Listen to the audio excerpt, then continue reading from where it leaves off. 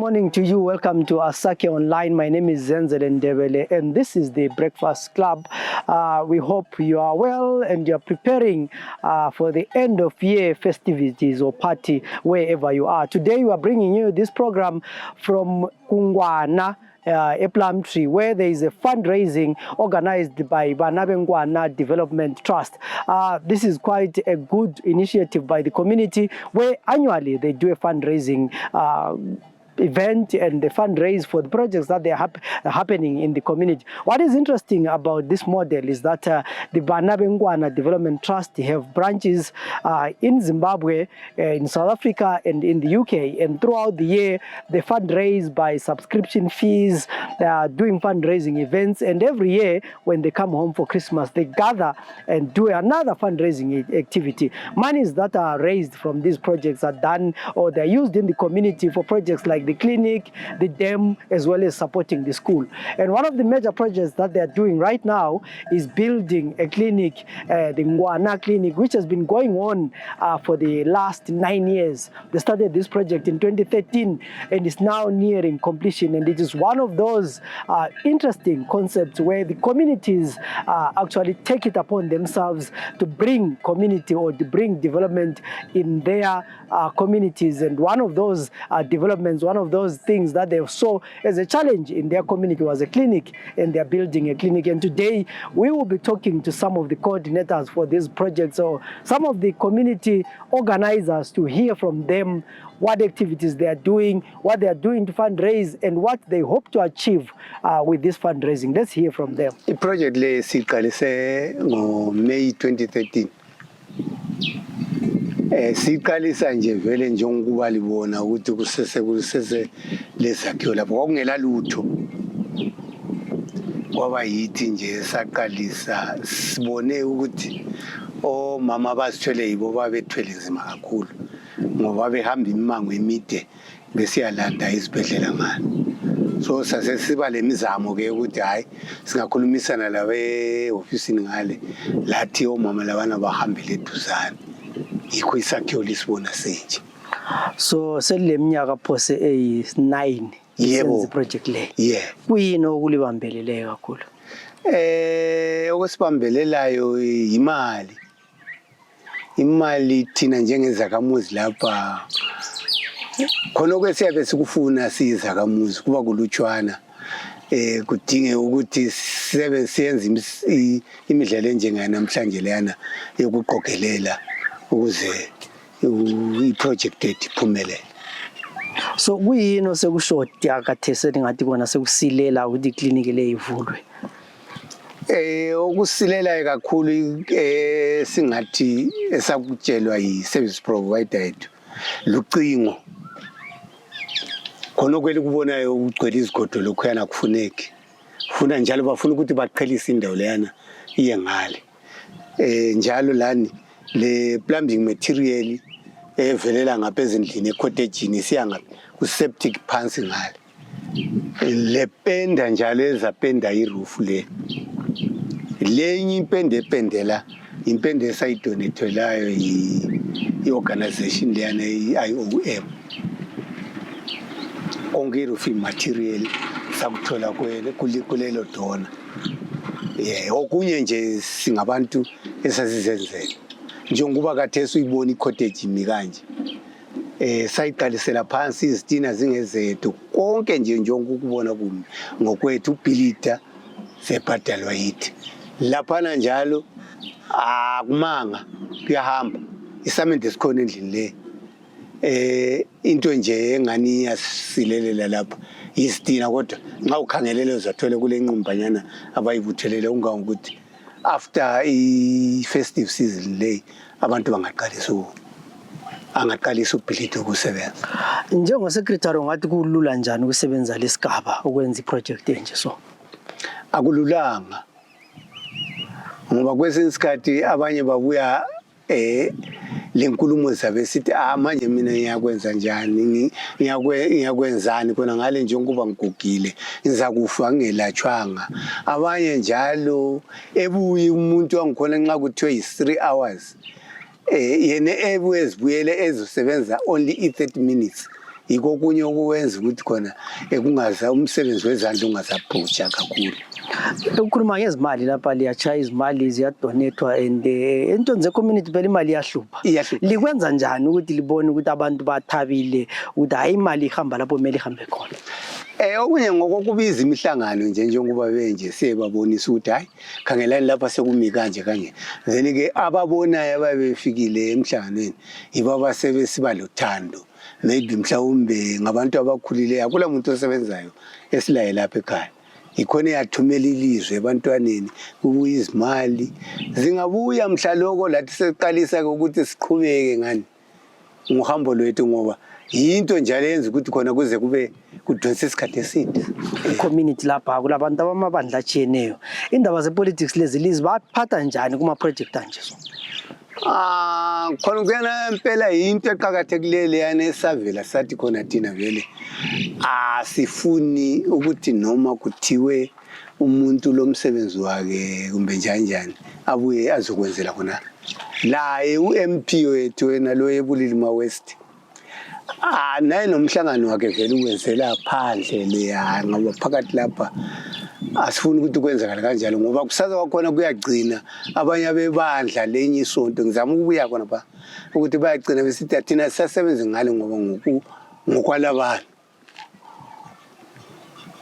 So ungathini ebantwini abafuna ukuncedisa ungathi kuyini abangalincedisa ngapha? Ebantwini sibile sikhalela ukuthi aluba ngaye kuthiwa siphiwa ucingo lokufensela khona ukwenzela ukuthi khona vele izifuyo zingangeni lapha kulezihlahla esinye sasizihlanyelile la the day sidonsela ihlahla la i-ground breaking ceremony. So izihlahla zakhona zadliwa zimbuzi. So nxa kunje lokhuyana kuvala laphana nje ikuthi nje la ungayijiyi ukukhamisile kodwa but besifuna nje ukuthi singavele sivale la kube indawo evalekileyo.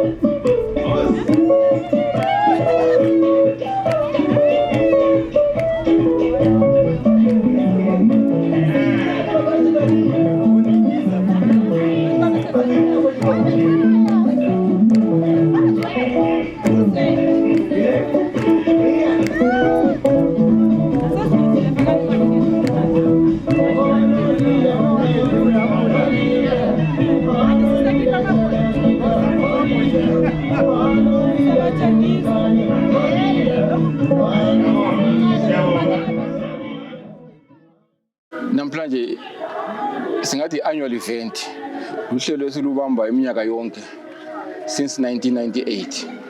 Uhlelo lapho esithi abantu abasebenza kundawo ngendawo eZimbabwe phandle kwelizwe leZimbabwe uma befikile kuma holidays ngoDecember sinanzela ukuthi bakhona bonke siyahlangana sishone siqoqa imali lama resources asincedisa kuma project akhona esigabeni. So i-fundraising festival namhlanje.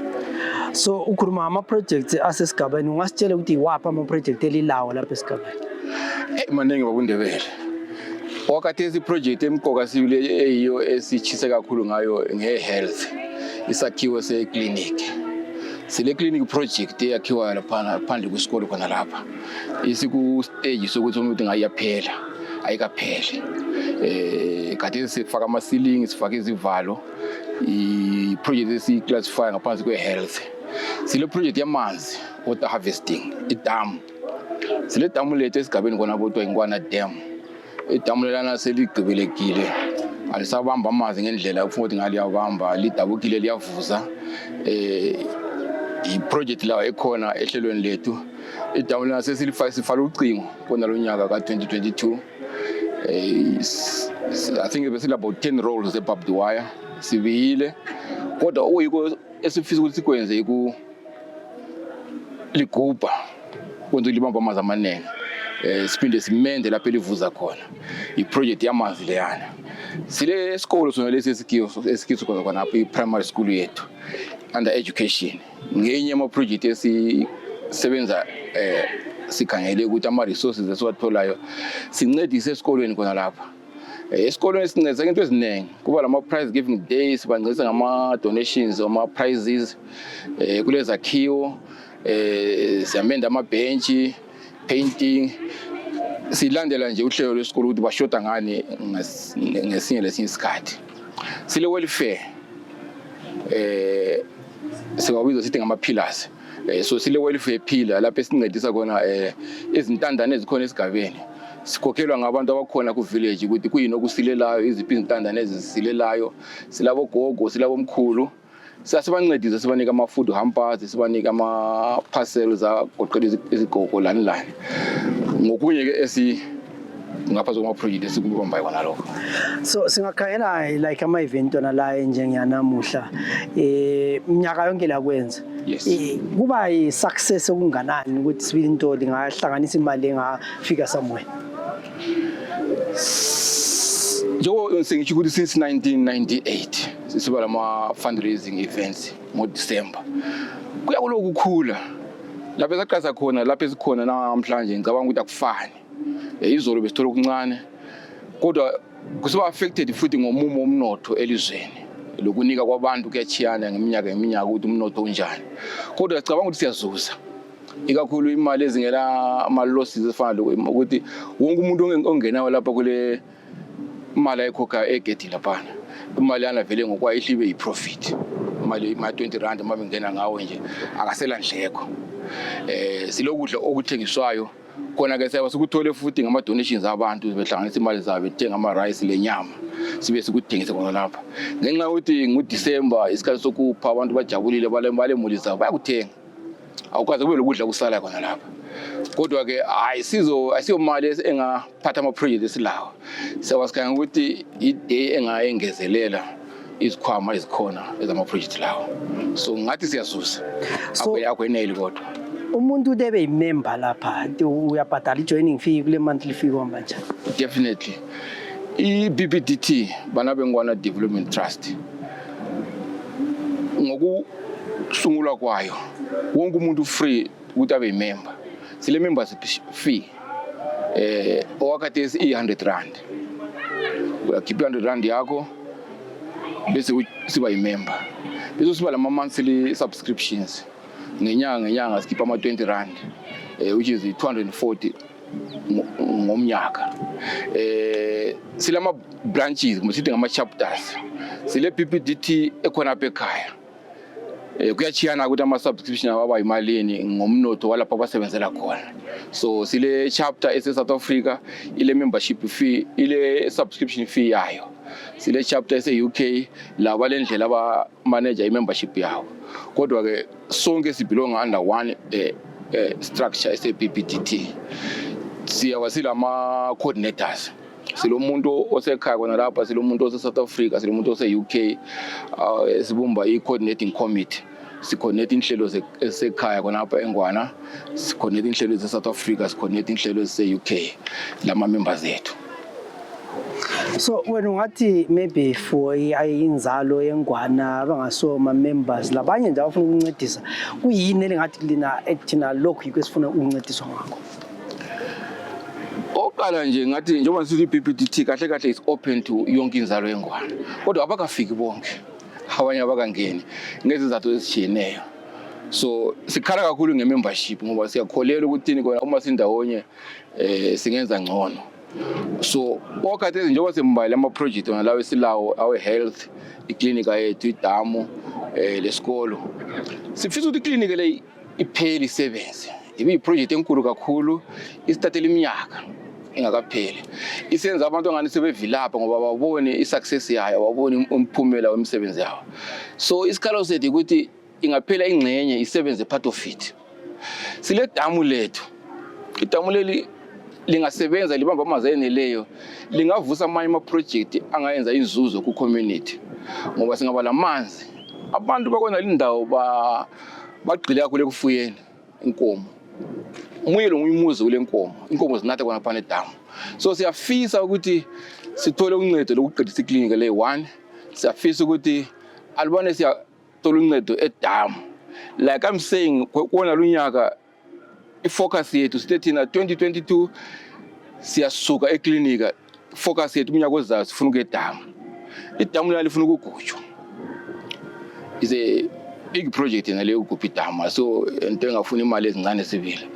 Ngokuthi ngemembership njengoba sithi 20 rand ngenyanga versus ukuphi idamu kakubalance. So sifuna uncedo, siyafisa ukuthi ngalwazi siyathola uncedo lokuthi sikuphi idamu leliyana, siphinde simende ngalokuvuza khona. Siphinde simanage i-perimeter fence yedamu lona lelo. Ngoba sikhanga ukuthi idamu lelo lingaba lamanzi, izifuyo, abantu. Sikhula thina bekulezi ngadi zembida khona lapha around idamu lona lelo, abantu belima imbida, abantu bechaya isitina. Kade ungathi chaya isitina uyahanjiswa koSebhuku, sumotshela izifuyo amanzi. Thina sikhula amakhiwa okuqala sabona le damu lona lelo vela kundawo ezoyenza ifishing khona lapha. So alubanze silamanzi sicabanga ukuthi kungahlanyelwa lenhlanzi khona lapha. So idamu esicabanga ukuthi lingavula amanye ama-project esigabeni. So ama-resources yethu, lezicelo zethu kakhulu kuncediswa edamu for next year. Alubane sesiqede iklinika. Njengoba lisebenza nabantu, licollecta izimali na-donations. How are you accountable to abantu ukuthi ngemanhlende sithola imali engaka, after 3 months, 3 months, how do you account? Yes, umbuzo omuhle dade. Njengoba ngitshilo ukuthi silama-chapters. I-chapter esekhaya, chapter ese-South Africa, i-chapter ese-UK. Enye le chapter ile management structure, chairperson, secretary, up to treasurer. Enye le chapter siyakhuthaza ukuthi kube le financial statement. Abantu lapha abahlangana khona thenga ukuthi siqoqe imali engaka, isebenze lokho, i-change imali engaka. Njengoba siyakuba le fundraising event yona lapha ama-chapters wonke ahlangane khona. Singaqeda umsebenzi lo, siba le mop-up, siba le meeting yethu sonke, sehlala phansi. Sesikhanga ukuthi sithole emalini, ikuphi okumqoka, oku-agent kuma-project wonke lawa. Sesenza ama-budgeting zethu, sesi-distribute izimali. Kakhulu sisebenzisa i-committee esekhaya. Yibo abamanager kakhulu i-day-to-day expenditures. Kodwa lakhona babe sitshela ukuthi khathesi sifuna imali yokubhadala ucarpenter. Khathesi sifuna imali ibhadala umuntu obidamu. So ngicabanga ukuthi accountability so far asikabi lo hlupho. Kube abantu bebuza imibuzo abayifunayo bekusasebenzeka. So liqala this project in 98. Yini vele kwalenza uqale first instance? I think ukuthi kube lula kwakuyi social gathering. Yaqala sibobulawayo. I social gathering ukuthi ngama weekends kakhulu sasinanzela ukuthi mina bengihlala eCountry Park bekula ufuthi abahlala eGwabalanda sidotted around uBulawayo. Kodwa uthola ukuthi asazana ukuthi siba nohlala ngapi. So sakaza ku get together ukuthi this month end weekend ethize sihlangana koNdlovu sithenga ibrayi sikwejisa sibona imuli yakhe la yabona ama members engwana. Next month futhi siye komunye khona phana sihlezi ndawonye saqasa network ukuthi but singenzana okunye. I still remember i-account yokuqala imali kwakuthiwa ikanye account yayiko caps. The project esayenzayo ukudonsa itelephone ngale siconnect. It was a big project utelephone ingene esikolweni ngama weekends abantu bazefona khona lapha be receive ama landline ama messages. South Africa yayi chapter esekhaya ngekhona abantu beqhitheka besiyale bemigrate ngemisebenzi baya kwindawo ngendawo. Abanye baya UK, abanye baya South Africa, abanye basala khona la, abanye basala kuBulawayo. So saqhubeka sivuselela ke ama chapters ona lawa. But initially it was a social grouping yabantwana bengwana. But so far it's now a grouping ekhangele development esigabeni. Akula yini abanye ama-villages ahawukelayo this project awafuna ukuthi ba-advise? Yo, I'll tell you umbuzo wolo ungeza ngiqhuqa amadolo ngoba sesikwenzile khona lokho. Sesile chapter eSouth Africa yiqhaza kuba nkulu kakhulu ngoba iningi labantu bakhona abase South Africa inkulu kulama chapters wonke. Sesile chapter eUK abantu abaningi bakopila izinto eziningi basebenzele lathi kakhulu. Silama groupings amaningi awe development asebenza akwindawo okwenza ngiqhula amadolo ukuthi abantu abafunda kithi be-attend ama-meetings zethu bezebuza ukuthi lenza njani. Abanye sebegijime basishiya. I-fundraising esiyenza namhlanje isinto esiyenza ngonyaka sike sama ukuyenza ngesikhathi sika-COVID. Kodwa injongo yethu kuyikuthi kona si-raise imali engena esikolo, engena edamu, engena eclinic, njalo engena kwamanye ama-programs esithi ngama-community welfare programs. Kodwa kule injongo yesibili ukuthi abantu besigaba bahlangane badle ndawonye bajabule kungelamfa bejabulile nje. You are the coordinator UK chapter. Can you tell us what does the coordinator do? What does it involve? Coordinator singathi khona ungumuntu lwana ofana le ngathi ni slot. Islot kuyaba kule damu, kule skolo, kulama departments kumbe ama programs wonke esiwayenzayo. Coordinator uba ngumuntu njenge slot isendlu. So intungo zonke lama programs ethu wonke ahlangana lapha. Sikwenza ukuthi kona UK ucoordinator ukhuluma lo coordinator weSouth Africa akhulume lo coordinator weZimbabwe. Then uma si organizer kumbe eSouth Africa besenza ifundraising ngoba i-charity yethu le BanabeNgwana Development Trust i-registered. So yonke into esiyenza into esemthethweni. Si registered eZimbabwe, si registered eSouth Africa, sibe registered eUK. So ama coordinators iba abantu banaba ngathi admin in a way. So, I mean, coordinating people is not normally an easy task. Yeah. So, what are some of the challenges? These are some of the challenges that we meet. The challenges are so many, but our concepting ngiyacabanga umnye babe ekhuluma lapha esitikona okuyizinto kunjengobunyonyo uyakubona ku garden okunye kuhamba okunye kuphezulu kokunye.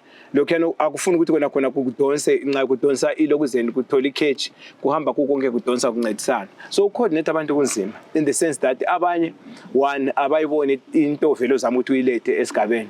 So asithi kona khathesi namhlanje silapha ungaya ezitolo abanye abantu uprefer ukuthi kona i20 rand yakhe eyokungena lapha ayisebenzise ngapi eskaleni sakhe.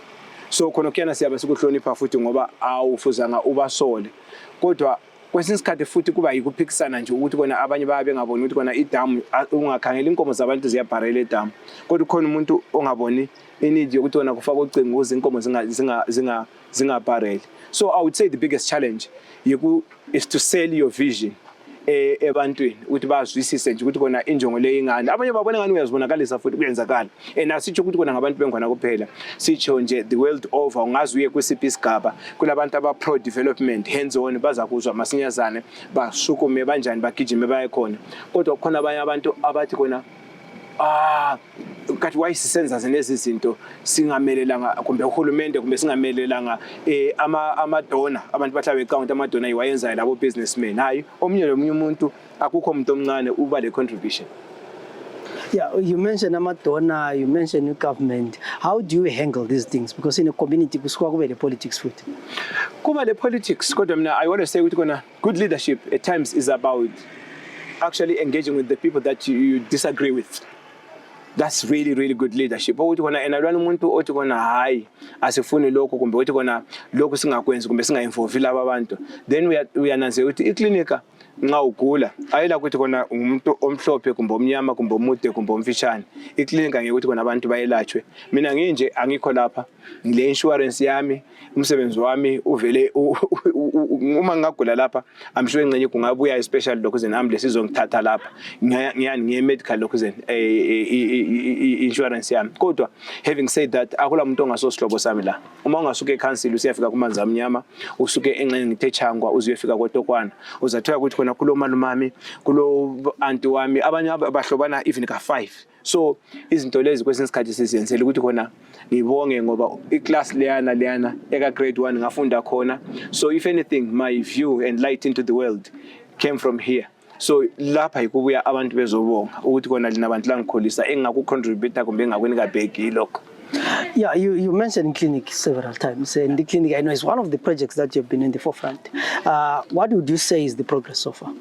Progress ikuthi kona hooray we are almost there kusele nje i-plumbing ukuthi sifake i-plumbing sifake nje amagethinyana into ezilutshwana but plumbing really the septic tank sesiyipendile siyenza iprogram enhle kabe kade sithengisa ama-doors okuthiwa i-family legacy i-community uyazi they were oversold khonokho ikwenkubongayo ukuthi kona sesiqalisa abantu besicabanga ukuthi hayi engcenye ukuthengisa amadozi kuzayenza abanye abantu bebe ngcono kulabanye abazayiqila yini lakho konke but khona kuyana ukuthi that isikhathi to explain ebantwini it's such a hard lonely place ingaba lonely indawo leyi ngoba abantu baba bengaboni engcenye uzuqina usunwa ikhanda ukuthi kona why abantu bengashwisisi so ikubona ngile mpabanga la kuyenziwa ikhonokho kodwa at the end of the day bazwisisile kathesi sicabanga ukuthi kona even ezihlahleni laphana siyenze esithi kona ngathi kona mahangwe gardens uyafaka nje ilokuzena umdulo wamatshe lapha abantu abangahlala khona bemelele ukwelatshwa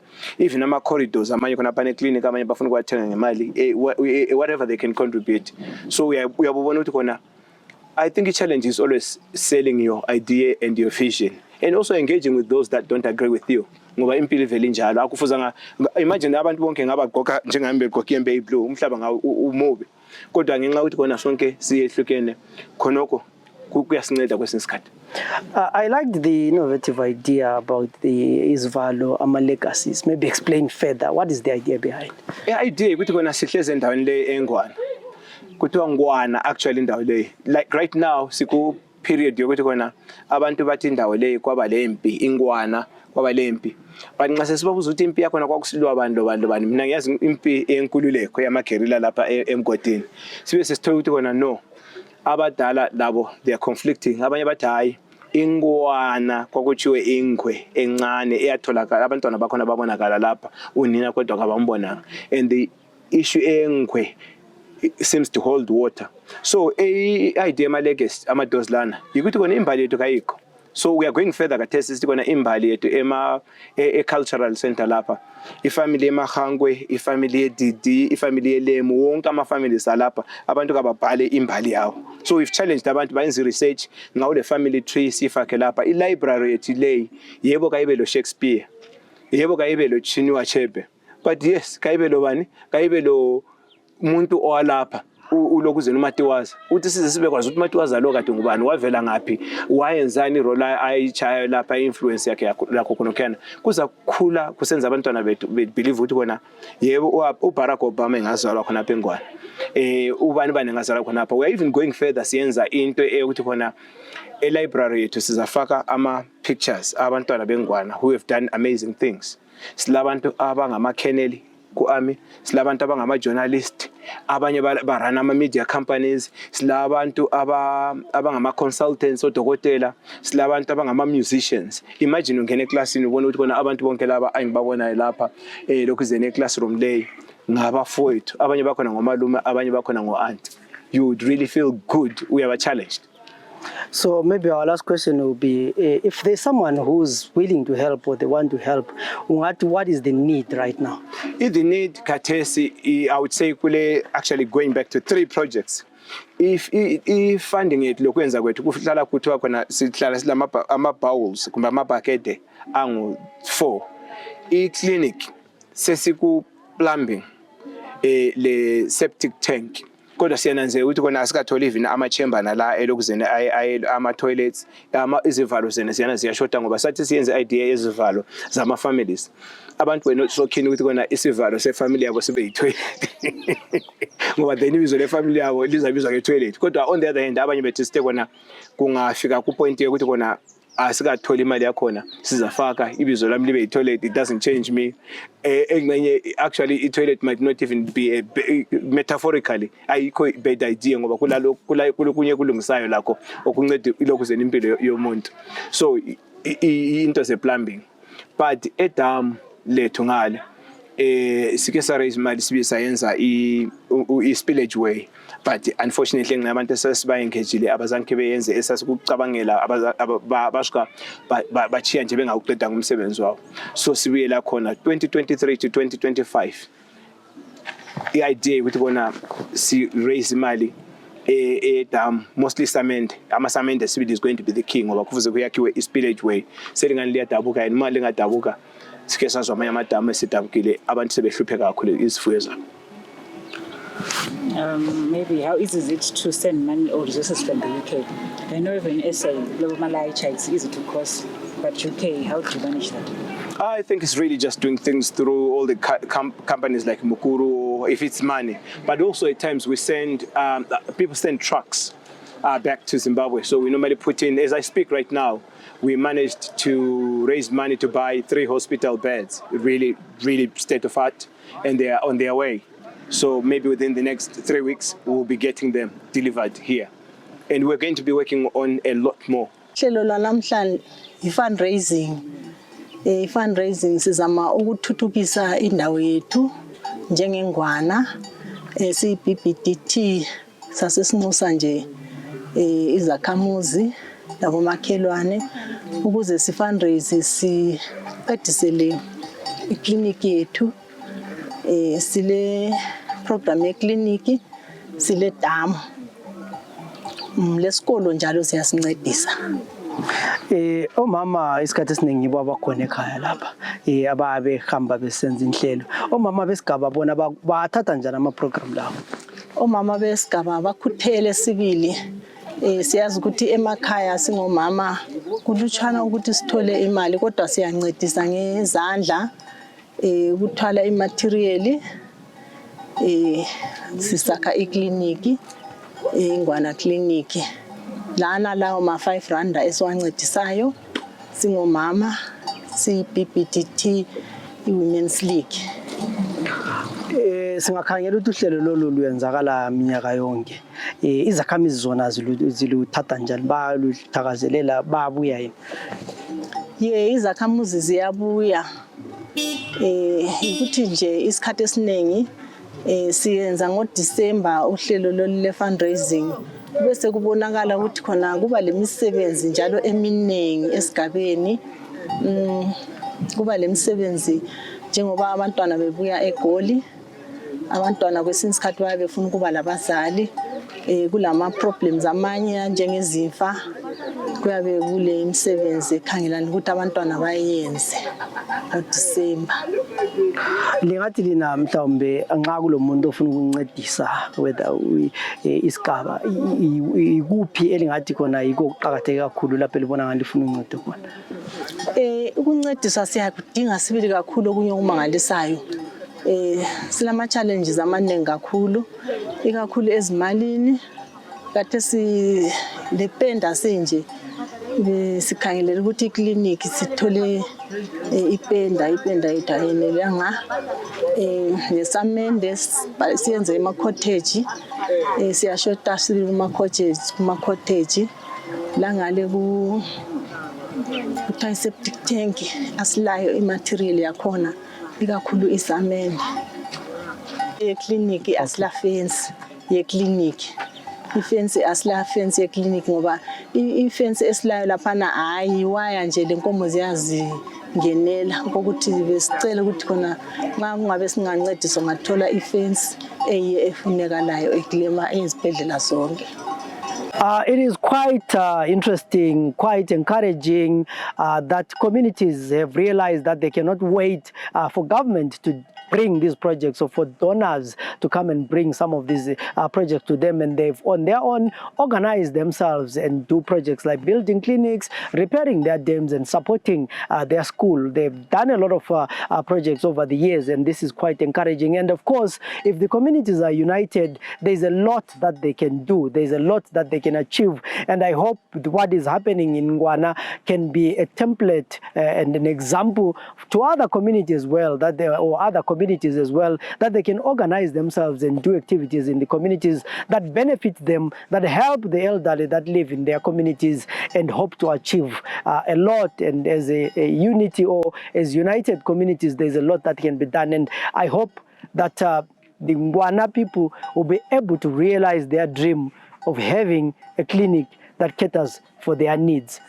My name is Zenzele Ndebele. Till we meet again in other projects or other programs, have a good day.